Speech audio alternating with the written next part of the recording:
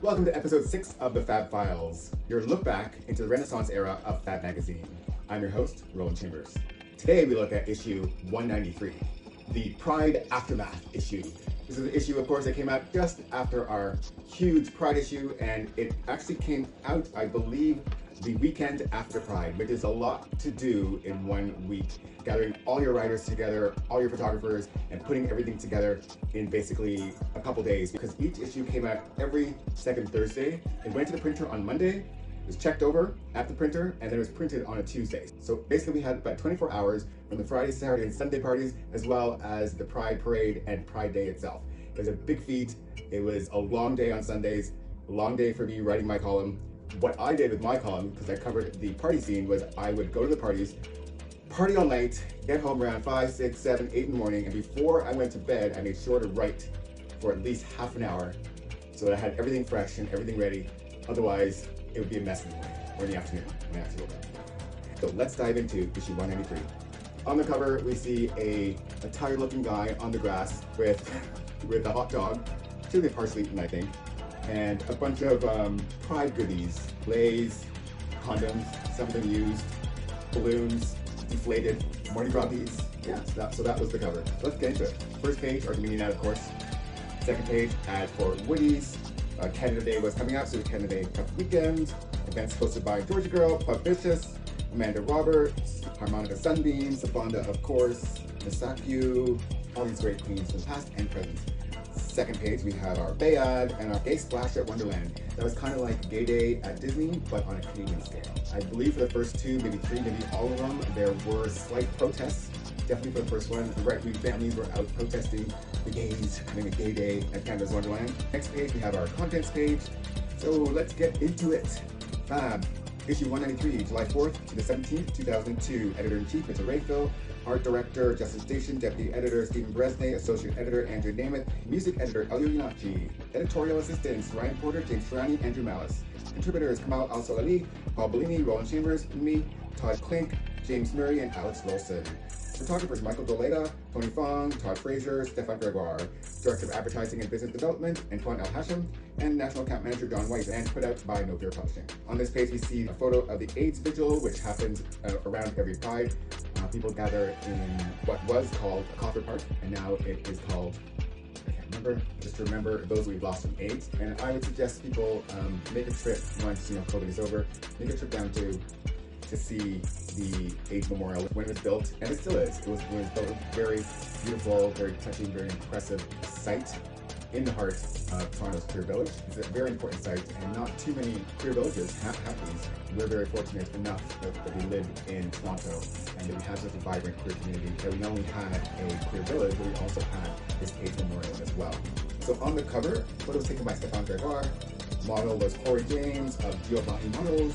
Make was by Jody Day of G Inc. and Langton Salon and Spa. Pride props were courtesy of Out on the Streets, which is still there at 551 Church Street. Next page is our letters at fabmagazine.com. I'll read a few letters from here. Who else would count those dicks? Kyle Ray attacked. Fab is sleazy. I'll read this one. Fab has become an over-commercialized paper for circuit boys and party fags. The content is sleazy and appeals to a minority of gay men and lesbians. Lesbians was not our target market, but it appeals to a minority of them. I do not mind a few articles and photos on party events. They are numerous in the village, but there are plenty of other activities going on in the gay and lesbian community. I would like to read in-depth reviews of books, art exhibits, and plays instead of superficial quick notes about men behind bars. That was in reference to the last issue. We had a big spread about the bartenders in the queer scene.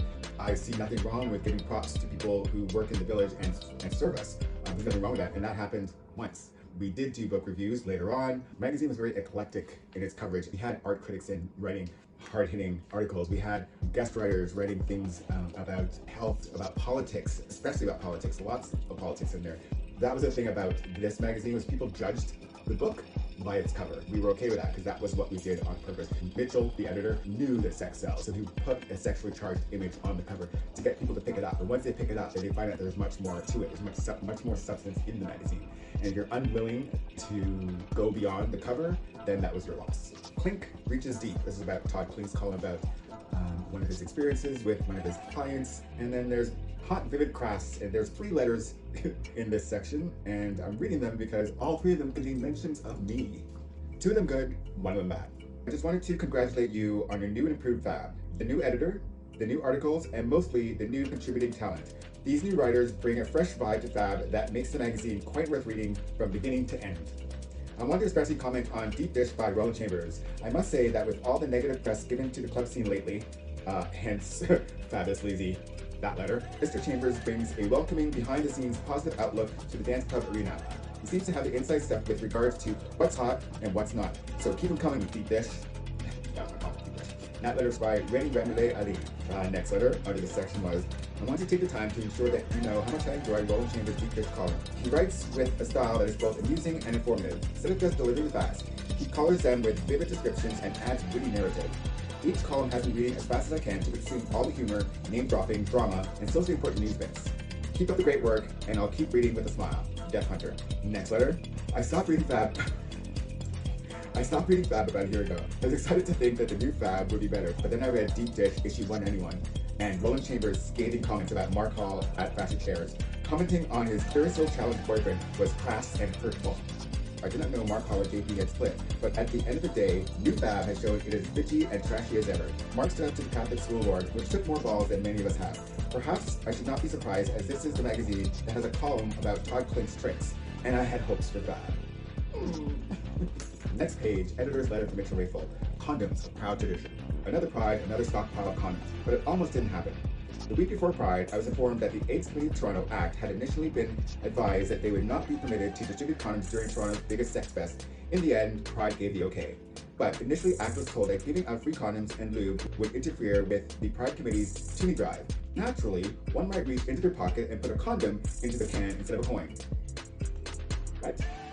Next, ACT was told that if it were allowed to give out condoms, then other groups would want to distribute items as well. So, Pride Committee believed that this would set a bad precedent, which might be true if ACT hadn't been handing out condoms at Pride and other events for over a decade. We'll skip a few paragraphs and Mitchell ends with, get it together, people. Claiming a heritage which includes Michelangelo and Oscar Wilde means doing them proud. Otherwise, get back into the closet. It's time the city hired full-time Pride organizers, as has been done in Montreal.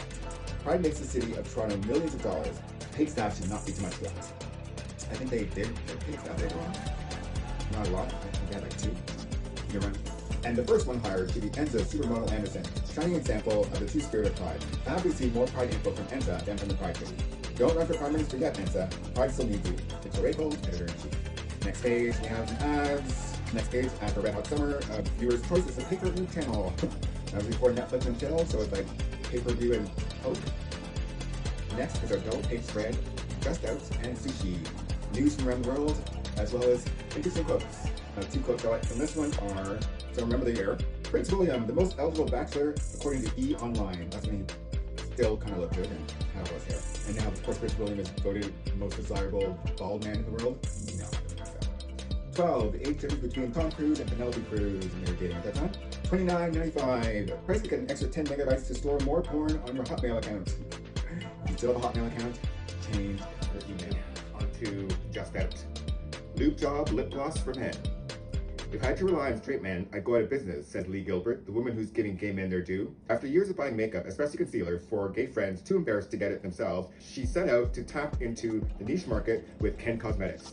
I know that the gay men is my clientele, and they are the ones excited by these products and receive these products with an open mind. But don't expect dry clean red, orange, or pink. I use yellow and beige bases, she says, to give a very natural look. With names like Glow Job and Lube Job, her mattes, lip glosses, and eyeliners are boldly going where other cosmetic companies have not gone before. They're playing a safe game, she says, sticking to skincare products and selling them in venues where women shop and where men don't feel comfortable. It's one reason she set up shop in Montreal's Gay Village at the flashy men's clubwear store in Outremont. You won't find us at the Bay, she says. You won't find us at Holt's.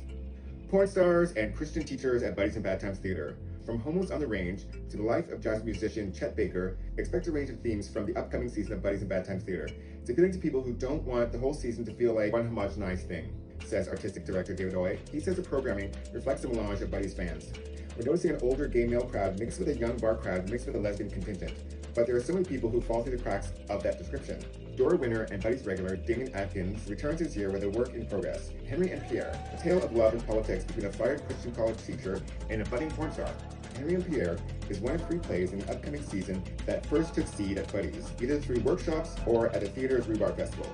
This is a process we'd like to see more and more here, says Mr. Oy. It's altruistic but not necessarily beneficial to the theater to develop work that we know will go on elsewhere.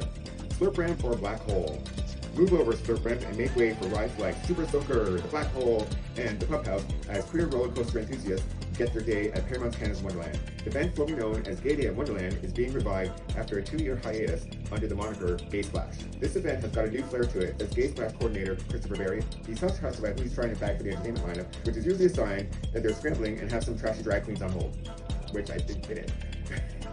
And the location for a downtown after party has yet to be chosen. When former Gay Day at Wonderland co-chair Richard Silver heard the day was being revived, he said, "Good, I wish them luck. My partner told me if I ever did it again, he'd divorce me." He says it's tough to make money with it because Wonderland gets most of its cash from ticket sales. That's why nobody rushes in to take it over, he explains. It's certainly a challenge, agrees Mr. Berry, but he says a larger chunk of the ticket price will be going to charity this year, which is odd. If you're not making any money to begin with, why would you give more to charity? I think that was the only year they did this, so I don't think it ended very well. Dealing with your mother at Fringe. Vagina Dialogues and Hair Retains Odor are a couple of the queer-themed plays at Toronto's 14th annual Fringe Theatre Festival. Much like Tricks in a Back Room, the Fringe's 121 plays aren't chosen for merit, but by random draw. This risk of fabulous or flop is the thrill of the festival for loyal Fringers. But no matter who's destined for the doors and who's slinking back to the dumpster, a sure bet for eye candy is actor Stephen Chambers, no relation to me, in The Hope Fest. One of 5 gay-oriented productions at this year's festival. Chambers plays a sensitive gay boy who travels back in time, Marty McFly style, to confront his mother about his ultra-starring religious upbringing. We keep breaking down in rehearsal, says the show's director Victor Coria. When you're dealing with your mother and your life, you're bound to connect on a certain level. Next page, news. Street bash for Ottawa Gatineau Pride by Stephen Bresnahan. What do you call a straight man on Parliament Hill? Asks Alain Nogales. First vice chair of Ottawa Gatineau Pride. A tourist, he answers. Joking about the thriving gay presence in Ottawa, one that will be asserting itself in a new way at this year's Ottawa Gatineau Pride Parade. For the first time, the parade will end with a huge street party spanning 8 blocks around Bank and Somerset Streets. 50,000 attendees are expected. There's a switch from the past decade when the parade would culminate in a picnic in front of City Hall. The picnic was a big deal when it happened, says Mr. Migueles, but we wanted to freshen it up. With the growing concentration of gay businesses and residents around the intersection, organizers hope the street party will mark the neighborhood as the gay area in Ottawa. We're going to claim this area as our own, says Mr. Migueles. We're going to plant our flag. Court says nudity okay at the barn. Nudity is returning to the barn after a court victory on April 29, 2000. Totally Naked Man Toronto, enjoying nudity, hosted one of its many nude parties at the dance club The Barn. The Barn's owners were charged with permitting disorderly conduct. Nude events were put on hold until Toronto Judge Robert Bigelow dismissed the charges last week. Bravo. Hey, is that Fantino's new tranny bitch? Tranny! Once again, tranny was a word used regularly by many people in the queer community, including trans individuals themselves. At this year's pre-Pride photo op, Toronto Police Chief Julian Fantino was spotted hemming it up with well-tested drag restaurateur Zelda. Sulking in the corner was anti-supermodel Anderson, a queen known for leaving her lipstick and saliva on such politicos as Mayor Mel Lastman and not too long ago, Chief Fantino. Fortunately, Ansa was wearing waterproof mascara. Next page is some ads. Next page, film. A film review, For the Love of God, by Kamal Al-Saladi. Pull quotes from this are, gay people are now the ambassadors of the Hasidic way of life. And humans need more than sexual release. To the outside world, David is a dashing, well-off gay man who lives in sunny California with his equally adorable dog. So why was he eating figs, biting his tongue, and flicking a rubber band on his wrist whenever he was sexually aroused? David was simply following the advice of an Orthodox rabbi who recommended these methods of do-it-yourself aversion therapy to the young Orthodox Jew who was, and still is, seeking a way to reconcile his Orthodox beliefs with his sexual orientation. David is only one of several stories the filmmaker Sandy Sintev-Dubowski features in his groundbreaking documentary, Trembling Before God, which follows the lives and struggles of gay and lesbian Orthodox Jews. But to simply call Dubowski a filmmaker is to shortchange a Brooklyn-raised, baby-faced, unstoppable media machine. When Dubowski began working on Trembling Before God, little did he know his work would spawn an entire movement bridging the Orthodox and gay communities. In the 5 years it took to make the film, and since its first public screenings on the festival circuit in 2001, Dubowski's role has shifted from filmmaker to community organizer to matchmaker as he introduced the world's first openly gay Orthodox rabbi to his partner. Therefore, to review Trembling Before God strictly as a work of art is almost besides the point. The gravity of its subject matter, the phenomenal responses to it from Jewish organizations, and the new world context in which our views of right-wing movements of all religions must be re-examined demand a different context for appreciation. Somehow, a purely artistic prism seems woefully inadequate to critique a documentary with a potential to mitigate centuries-old prejudice against homosexuality within Jewish orthodoxy. But while the filmmaker may have taken a backseat to the activist, Grabowski anchors his filmic in a series of highly personal stories from gay and lesbian Orthodox Jews in the US, England, and Israel, making the storytelling ultimately more powerful. Mark is the gay son of an ultra-Orthodox rabbi in London who has abandoned Orthodox faith, only to re-embrace it years later. Malka and Leah are two high-school lesbian sweethearts from Brooklyn who still observe Orthodoxy. The question immediately and instinctively comes to mind. Why would anybody want to be part of a faith that is outwardly and violently hostile to who they and their loved ones are? The answer lies in the Orthodox way of life itself, and its pull between the intellectual and the mystical. As Grabowski explains, there is a commitment to discipline and sustained learning in a way that doesn't get acted on in other forms of Judaism on the same level of intensity and commitment. I grew up conservative in Brooklyn, and I didn't feel the ignition switch turned on until I encountered Orthodoxy. For a mainstream gay audience whose closest experience of the world of Talmudic teaching is renting rental, or who think Judaism is a study of Judy Garland, the challenge in watching Coming Before God lies not in empathizing with its subject, but in accepting the right of Orthodox gay people to retain both sexuality and spirituality. And ends with, having made some inroads into the institution of marriage and child adoption, coming out of gay Orthodox Jews, and the conversion to Orthodoxy by many since watching this film is part of a curious and ironic historical shift in both gay culture and the cultures of these very institutions. If Hasidic and Orthodox people thought their emissaries to the outside world would be gay, they'd flip. The best good news is, gay people are now the ambassadors of a Hasidic way of life to the wider world. That's by Kamal El-Sali. Next page, some more ads. Next page, our Pride photo spread. The people, the parties, the parade, Pride postcards. This is our simple way of capturing the entire Pride weekend and getting everything done basically within one day because we have to go to print because Pride Parade was on Sunday. We went to print on Tuesday. So the best thing to do is take pictures, add little blurbs. And the way we did that was, as the pictures came in from each photographer, the editor would take turns putting witty commentary or recaptions under each of the photos to create our FAB Pride postcards. The photos were by Stefan Vergara and Michael Delega. So lovely 2 pages there. Oh, the people. I remember much of the Pride Parade, especially when I started working for FAB as deep dish columnist, which I had to go to all parties, so I usually get home till like 5, 6 in the morning, and sometimes later. So waking up for the Pride Parade was not really what I did. I was usually at home in my backyard when I woke up around 3, 4 in the afternoon with a big juice and a glass of water, just sitting on my neck. These were great. Pride Virgins Deflowered. This article is talking about your first time at Pride, and by Stephen Bresnay and Ryan Porter. Photos by Stefan Gregoire. The father. I came out last July. I was married for 9 years. I have 2 kids, a 6-year-old and a 4-year-old daughter, says Darren Frisbee. The 33-year-old lives in Burlington and reluctantly traveled to this year's Pride Festival in Toronto. I felt a lot of pressure from my friends in the community. They said that because I'm gay, I had to experience Pride. So, were they right? I think yes, absolutely. He was hesitant because he was fighting some of the associations to Pride, the sexuality, the nudity, the craziness. But the parade changed his mind when he saw kids, gay teens, and the Canadian Auto Workers Union all marching towards Yonge Street. Despite the flash and commercialism, he says, I think it's subtly political. The auntie.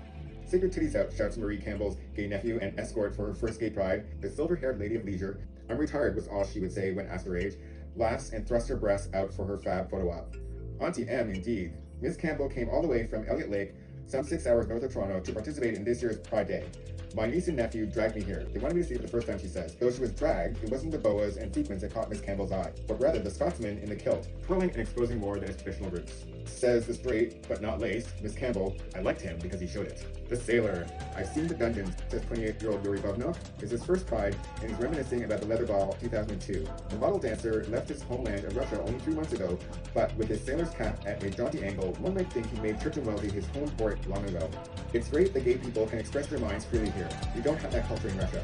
Although he's been out since he was 14, my parents caught me kissing Di in the garden, he says. I'm still in the process of learning. I saw one lady into S&M and people were wicking her. It was a very interesting experience. The bi-curious guy. I did expect more nakedness, said 24-year-old Pride neophyte Jesse Cook. He says it was a good party, but the stop and start of the parade bored him. He likes things to move fast. Plus, the display of flesh wasn't as titillating as Jesse had hoped. It's not as forward, not as free and open as I thought it would be. This could be any parade, except that there's a little more skin. But there should be more, much more. Jesse almost didn't swing down to Pride this year, but when his running buddy had no one to go with, he knew it was the perfect opportunity to check out the queer scene. Not knowing what to expect, Jesse headed home early. The newborn. The Wednesday before Pride, Braden Brooks turned 4 months old, making this his first Pride parade. Braden liked the floats, the colors, and the dance music. Is it ever too early to start listening to deeper remixes? Whatever he wants to do is good with me, says his proud papa. During the parade, Braden was well behaved, but afterwards he got a little skippy. The massage therapist. I'm just kind of taking it all in now because it's all new to me, says Rochelle Marie Odeson. His massage therapist was overwhelmed by the outrageous mayhem touring Church Street on Pride. She recently moved to Toronto from Guelph and is still adjusting to the local flavor. But she loves her queer friends, and she showed them how much if she could only find them.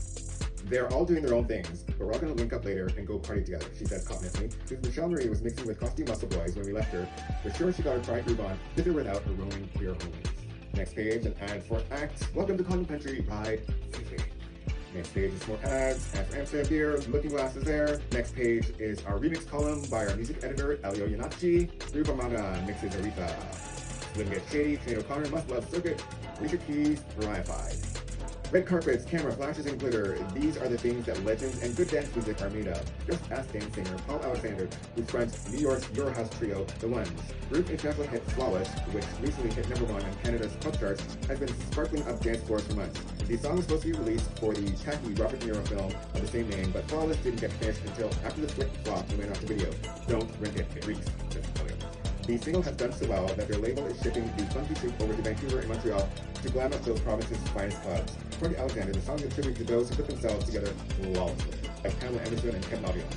Also writes about Damien Albarn, former Blur member, the Gorillaz, Fatboy Slim. According to the BBC, Albarn reportedly fought with Fatboy Slim about the awful state of dance music. Slim, who was supposed to produce tracks for Gorillaz' new album, has backed out due to the bickering. Whether they will kiss and make up for the sake of a remix is yet to be known. On the turntables, music producers are continuing to pack their compilations with Grade A voices, Thank You Lord, No More Pepe Roche. Groove Armada's newest disc slides Aretha Franklin into the mix. Massive Attack's yet to be released album features Sinead O'Connor, who apparently loves to get around the circuit. She guests on Moby and Junior Vasquez's compilations too. And John Digweed releases Shakespeare Sisters' Black Spy on his latest release. On the soul front, Grammy winner Alicia Keys has been Mariah-fied. The latest remix for her songs, Butterflies, sound like a total David Morales knockoff, reminiscent of Carrie's Butterfly album track. Hot tracks from Elio are Lenny Kravitz, Stillness of Heart, Dance Remix, The Beauty of House and the Best of Rock and Roll, all on one dance floor. Aaliyah, More Than a Woman, Richie Santana mixes. Aaliyah is Somewhere in Heaven, Shaking It with Left Eye in a soulful remix right now, incredible beats. Andrea Brown, Trippin', trying to cover Jill Scott in a club, especially if you're a B-lister, is tough. Brown almost makes copy better than the original. Josh Wink, Super Freak, Freak Mix, Hard, Heavy, Electric, After Hours Play. Beverly Knight, Gold, Bump and Flex Mix. Prince Beware, this newcomer's vocals may have you needing diapers. Diva du jour, Khalees. In German bass beat, this means ferocious beat licker. Why Khalees? She worked it out at LaGuardia, the performing arts school immortalized in the movie Fame. She sung rappers like Junior Mafia and Jay-Z's Down to Filth. What's new? Her unreleased treasure album, Wonderland, her upcoming Neptunes-produced Masquerade album, and the extra fierce, young, fresh, and new, and Help Me, remixed by Timo Maas. Is she really all that? She's so fierce, Busta Rhymes is a bit of her. Listen to Caught Out There and Good Stuff, and you'll never listen to Brandy or Monica again. Next is my double-page deep dish spread on all the fabulous Pride parties I attended that Pride. Are your feet sore? Is your body aching? Are your mouth, ass, and puss in need of rest? How did you go from being so fabulous to being such a mess? Congrats, you survived Pride Week. First we ran over to the Lola party at the docks. But wait, not even Melanie Melody, the voice of Baby Tugs of the Care Bears series, could have saved it from sinking, as the space was barren at midnight. Next, we hustled our asses over to hear DJ Escape spin at the Unified Welcome Party at FAB nightclub. Corey Activate was spinning, plugged into the spot at the last minute. It seems DJ Escape couldn't escape New York. What is it about New York DJs missing their flights to Toronto? Remember Victor Calderon 2 years ago?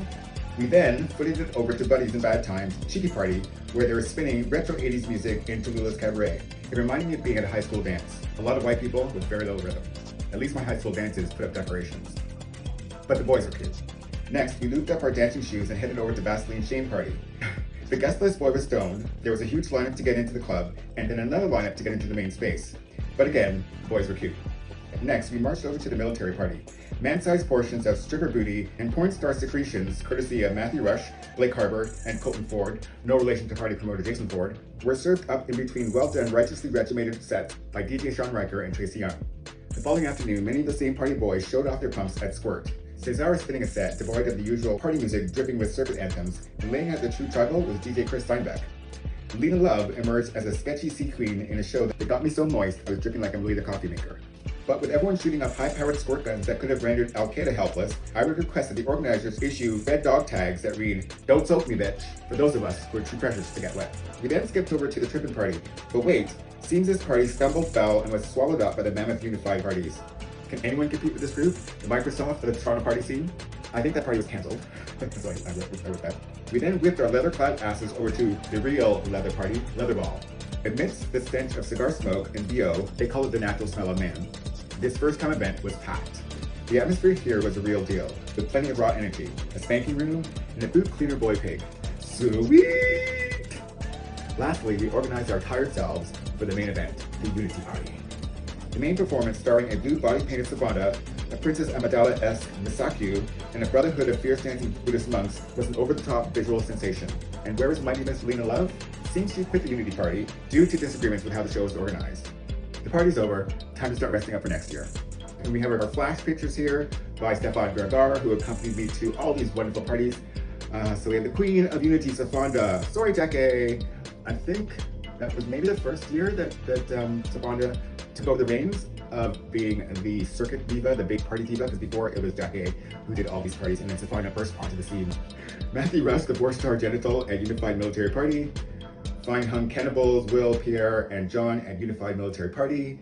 Fives, Walter, dressed as an Arctic fox. Look a little twink, Walter.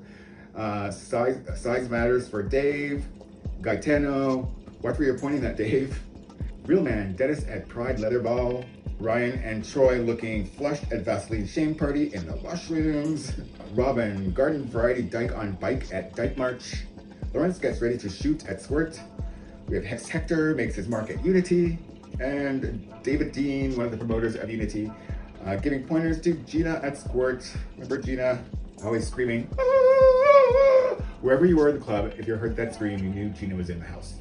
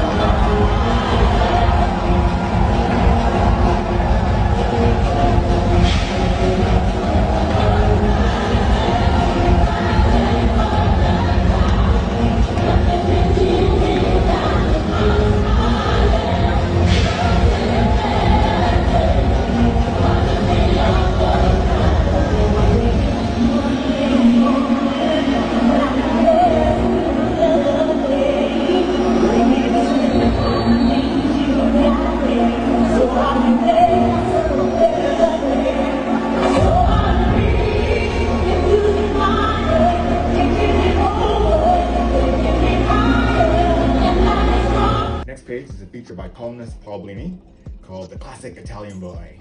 And I think this was Paul's first feature. We have been in operation now 6 issues. And the feature was about Canadian-Italian artist Joey, which I do not remember. Story by Paul Blini, photos by Stefan Gregoire. When Joey was a kid, he started experimenting with different ways to spell his name. Eventually, he came up with a unique moniker featuring more E's and accents than are really necessary. It's certainly the mark of a future star to take a common name and give it an interesting twist. All the same, it's still pronounced Joey, though my uncharitable friends dubbed him J-Lo-E. Joey and I met in Toronto's Little Italy, as both Joey and I are very Italian. His family hails from a town south of Rome, but he himself was born and raised in Woodbridge, Ontario. We walked along College Street West, which is accessorized with lots of Italian flags, boot-shaped emblems, and little old ladies dressed entirely in black. An Italian language rap song fills the air. We wandered up and down the street, stopping at fruit stands to chat with vendors and check out the produce. As I manhandled an eggplant, and this was about 20 years before eggplant became the emoji for a big hawk. I noticed Joey's truly magnificent brown jacket. He's a gorgeous guy, very fashionable. He even waxes his chest. "This is the way I like to look," he said, reflecting my presumption that his rock star grooming was just for the camera. It was fun to see a well-dressed man standing in front of the smelly cheeses on display at El Centro del Formaggio. "What's this?" I asked, holding up a chunk. "Assaggio," he told me.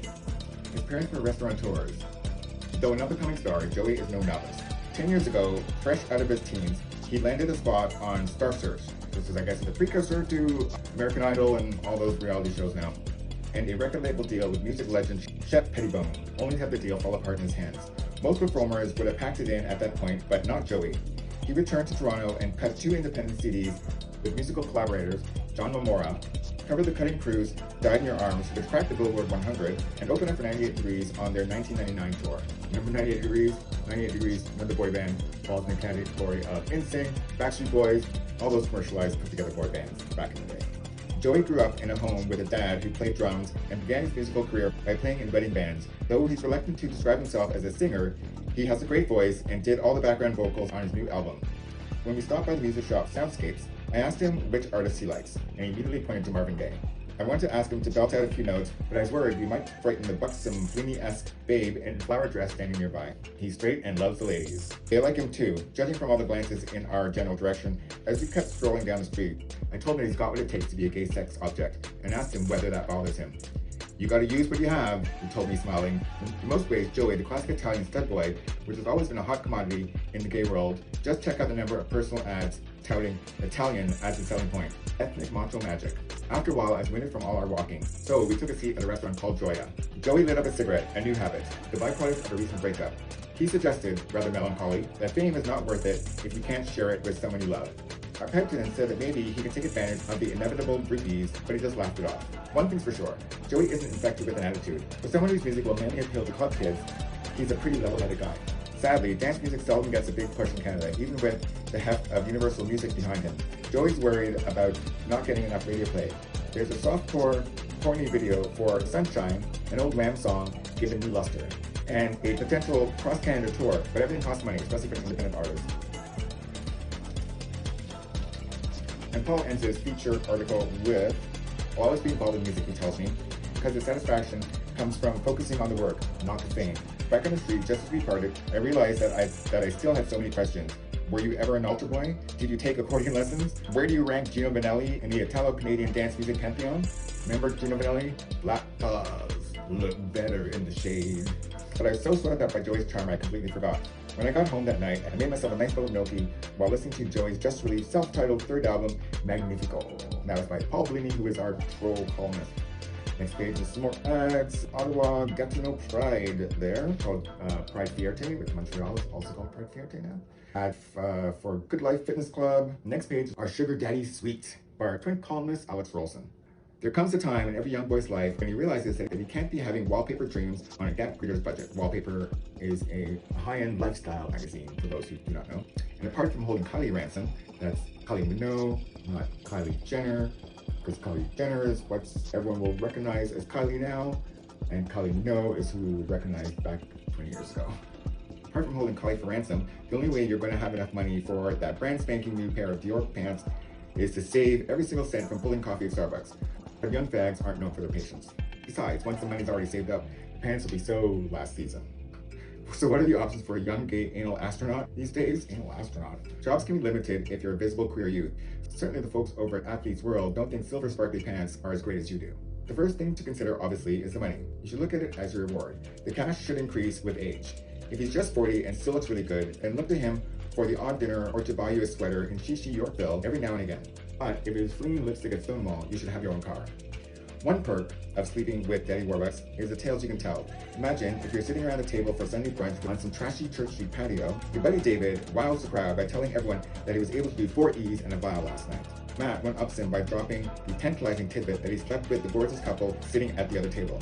And then you blow them out of the water by casually mentioning that the sangria tastes like shit compared to the one they made for you in Bali last weekend. However, with money comes power. His power. He's paying the bills. He makes the decisions. This could mean sitting through a lot of operas, bridge games, fraternity meetings. Fraternity was a meeting for, I guess, kind of like Bay Street businessmen. And fraternity meetings with the Bay Street boys, If he's an asshole, he might try and control a bit more than your social functions. He might try to control your life. What's the point of having stories to tell if you can't see any of your friends? Eventually, his attention is going to turn to sex, and he's going to want a lot of it. If you still want a lot of bling-bling, you better be prepared to pony up. You represent that he's still young and desirable, and he's going to want to feel young and desirable all the time. This would be easy if you have the common sense to search out hot older men. If not, bite the pillow and think of Jude Law. I'm not sure if Alex ever had a sugar daddy. I have stories. Alex, you know which one I'm talking about. So I'll skip ahead, and Alex ends his sugar daddy column with, finally, think of all the good karma you'll get for helping an older man through his twilight years. Rude. You're sure to get some ass returned once you pass 50. But while you're on the subject of ass, all the karma in the world is not going to change his. So make sure you're comfortable snuggling up to a wrinkled, saggy, leathery posterior every night. At least you be snuggling under 300 thread count. Next page, we have a couple ads, Bod Cess, Summer Shag Fest, as well as Zippers, which is no longer there. Let's see who's on the Zippers ad. We have Jeff Young, Miss Goodwill, Brad Alexander, and Mr. Greg Beer in the piano lounge. And then in Zipper Cell Block, we have Samantha, drag queen, don't remember her. Christian Jeffries, remember Christian Jeffries. We have Dancing with DJ Black Cat, DJ Elen, DJ Drew, shout out to DJ Drew, bumped into DJ Drew a few months ago. Next page is our troll column by Paul Blaney, The Montreal Wave. As I huddled in the doorway of the peep show, trying to get out of the rain, some kid whipped out his big flappy dick and waved it at me. I waved back. I love Montreal. It's like going to Europe, only you don't have to exchange money, there are no customs officials or beagles sitting in your luggage. And, in my humble opinion, French Canadian boys are the cutest on earth. On this recent vacation, it seems that all I met were hustlers, or commercial guys as they refer to themselves. There's Derek, who I also met in front of the peep show. He's a very cute blonde guy hanging off the parking meter with his pants practically hanging off his hips. He told me that for $20, we can go into the peep and he would blow me. I pretended to get gassed at this suggestion. But once inside, he showed me, among other things, some nice scars on his ripped belly. He called them scratches, but only a lion could scratch like that. Then there's Benjamin. He dances at Taboo. Remember Taboo? I think it's still there. A strip joint where all the strippers look like squeegee kids. He had thick eyebrows and a beautiful smile. He also jerks off for a website, and one of his fans, a married man from New York, drove all the way to meet him. Benjamin was excited because the New Yorker was a big tipper. But not everyone is rich. One old Taboo regular has nothing to offer the boys but his car. They call him the chauffeur. So Paul is talking about all the hustlers he met on his trip to Montreal. And Paul ends with, then on my last day in town, I met Alex, who was wearing a clean white t-shirt and cap. He describes them completely what they're wearing, so it gives you a visual of what these boys were wearing at that time. He looked as if he spent the day yachting. It was late Friday night, and I was on a street corner eating pizza when Alex introduced himself to me and told me that this was the corner that the working boys hung out. Cars kept zipping by to spirit them away. Finally, the preppy boy hopped into a vehicle and waved goodbye using his hand. That's Montreal for you. It's my favorite city in the whole world, despite the fact that I can't speak French. Fortunately, all the hustlers speak English. And that's by Paul Blaney. Next page is some ads. The Harrogate's there. Next page is our trade column by Todd Klink, and this is called Can I Smack Him? Call me, ASAP. Panic call, Will, 5:45. I don't know if I can even walk, guy. I don't know if I can do this tonight. His girlfriend Jessie yells, his dick is shaped like a football. Yeah, guy, I was doing some of those tricks, you know, on rollerblades, sliding down railings and shit, and I fucking fell and landed right on my dick. He says his balls are okay. His dick took the brunt of the impact, the benefits of having 11 inches. Will and Jessie are a couple in their early 20s who see gentlemen for a living, i.e. they are social hosts. They are also recent recipients of matching hustler tattoos. Will is a former car thief, one of the slickest male workers I've met. Jessie has a rare combination of intelligence, idealism, and street smarts. They are a perfect match. I need Will for a shoot tonight, dick or no dick. So he and Jessie come over. He pulls his pants around his ankles and sits on my couch, bitching at his lady to get him some ice.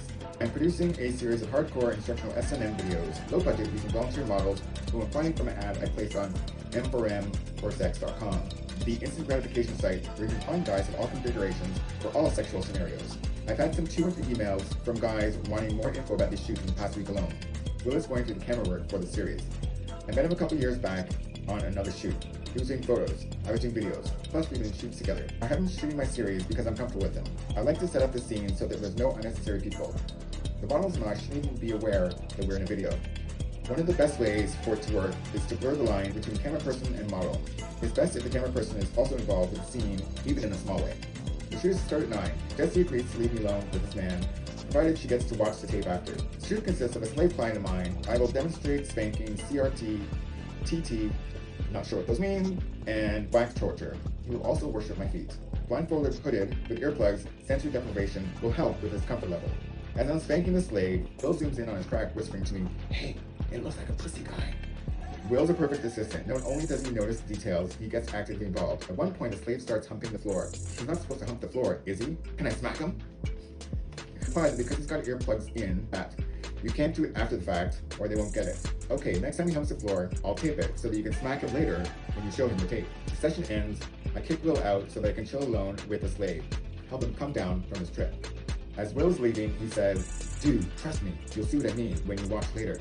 It looks exactly like the pussy. Sexually fluid, interesting, I love it. Next is our Playing It Safe column by James Murray. Post-pride checkup. Post-pride can bring particular concerns for gay party boys. Some men had lots of sex over the weekend, others drank booze and took drugs. Some enjoyed all the above and more. It's not worth investing a bit of time and energy to ensure the post-pride come-down is as pleasant and healthy as possible. Syphilis alert. Get a checkup for sexually transmitted infections, like gonorrhea and chlamydia. If you suck dick or fuck, ask for a swab in your dick, Ow. your ass, and your throat. This is especially true if you didn't use a condom when you fucked, or if you took one or more dicks deep in your throat. Get a checkup for syphilis. This is a blood test. Public Health recently reported a significant increase in syphilis rates among gay men in Toronto. In the first 4 months of last year, there were 3 cases. In the first 4 months of this year, there were 11. I actually knew a few people with syphilis. It was a big thing at the time, and it gave you sores and stuff all over your body. It wasn't pleasant. If you took drugs, especially amphetamines like crystal meth or ecstasy, you are likely feeling depressed.